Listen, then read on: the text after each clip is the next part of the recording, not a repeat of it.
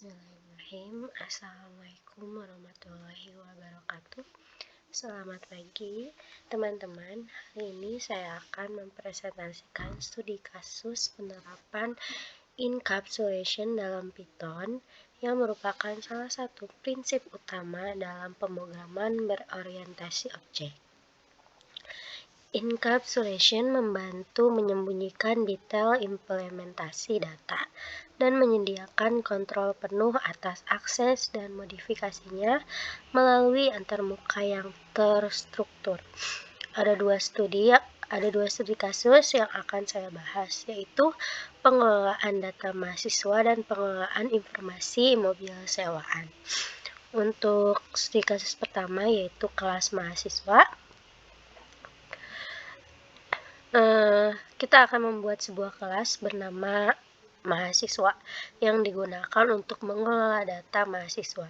Data yang dikelola mencakup nama, umur, IPK mahasiswa. Kita akan melindungi atribut-atribut ini menggunakan encapsulation agar tidak dapat diakses secara langsung dari luar kelas, serta menerapkan validasi untuk menjaga integritas data. Berikut adalah rincian implementasi encapsulation pada kelas mahasiswa, yaitu yang pertama atribut privat, nama, umur, IPK ditetapkan sebagai atribut privat. Untuk yang kedua yaitu getter dan setter. Untuk nama, getter digunakan untuk membaca nilai atribut privat, sedangkan setter digunakan untuk memodifikasi nilai atribut dengan validasi, yaitu umur minimal 18 tahun, IPK harus berada di 0, ya, yang umur tadi. Untuk yang ketiga metode tambahan yaitu metode tampilan info.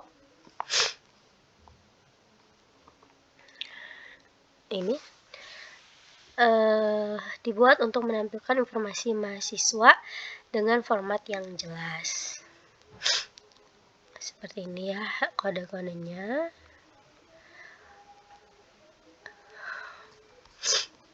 Info, tampilkan info. Ini implementasi soal dari encapsulation pada kelas mahasiswa.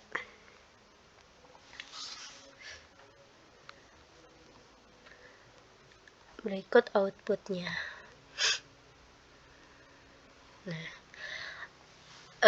Adalah hasil dari penerapan kode untuk studi kasus pertama, yaitu yang pertama membuat objek mahasiswa dengan nama Ali, umur 20, IPK 3,5. Ketika kita mencoba mengubah umur menjadi 17 dan IPK menjadi 4,2, validasi akan mencegah perubahan tidak valid. Mengapa tidak valid? Karena data yang valid akan diperbarui sehingga informasi mahasiswa yang ditampilkan adalah nama Ali, umur 21, 3,8. Ini udah jelas ya, umur mahasiswa minimal 18 tahun. Ketika kita mengetik 17, maka data tidak valid. IPK harus di atas 0 hingga 4. Ini 4 di atas gitu. Nah, maka ini akan menghasilkan data yang valid. Oke, lanjut kita ke kelas selanjutnya. Selanjutnya adalah studi kasus kedua, yaitu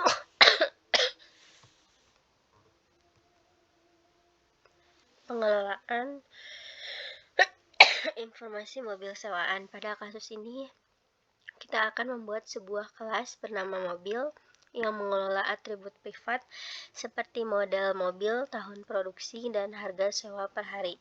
Validasi diterapkan untuk memastikan bahwa harga sewa tidak pernah bernilai negatif.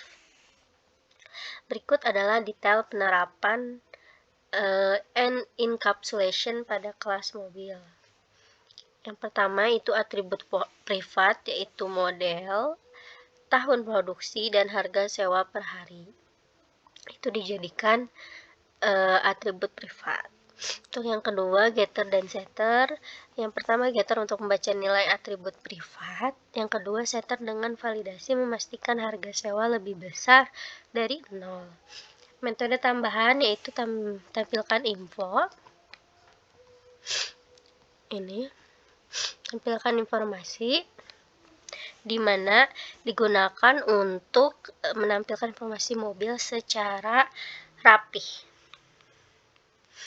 Nah, berikut adalah hasil penerapan kode untuk studi kasus kedua.